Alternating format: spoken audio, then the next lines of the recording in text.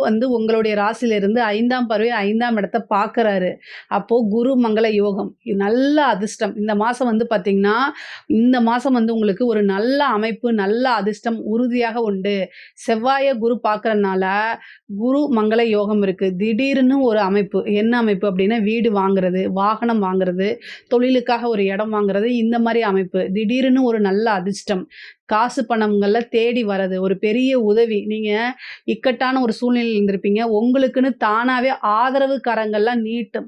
அதாவது நீங்க உதவிக்கு யார்ட்டயாவது கேட்கறதுக்கே கூச்சப்படுவீங்க. பொதுவாவே கடக ராசிக்காரங்களுக்கு வந்து ஒரு என்ன இயல்பு அப்டின்னா, எப்பவுமே உதவி மத்தவங்களுக்கு செஞ்சு செஞ்சு பழக்கப்பட்டு, தான் ஒரு கஷ்டத்துல இருக்கும்போது வாய் விட்டு கேட்கறதுக்கு ரொம்ப தயங்கி தயங்கி ரொம்ப கஷ்டப்பட்டு கேட்பாங்க. ஆனா, இந்த மாதம் உதவிகள் தானாகவே கிடைக்கும் உங்களுக்கு. அத கரெக்ட்டா யூஸ் பண்ணிக்கங்க.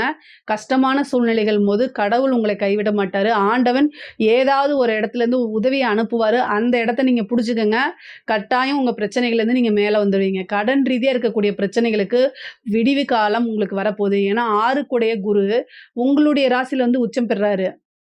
அப்ப கடன் ரீதியா இருக்கக்கூடிய பிரச்சனைகள்லேருந்து ஒரு பெரிய ரிலீஃப் உங்களுக்கு கிடைக்க போகுது. அதேமாரி கோர்ட்டு கேஸ் பிரச்சனைகள் இருக்கிறதெல்லாம் உங்களுக்கு சாதகமா வருது. தொழில் ரீதியா நெறைய மாற்றங்கள் இருக்குங்க. தொழில்ல நல்ல வருமானம். ஏன்னா உங்களுக்கு 2ஆம் இடத்துல உங்களுடைய இந்த மாதம் வந்து பிறக்கிறது உங்களுடைய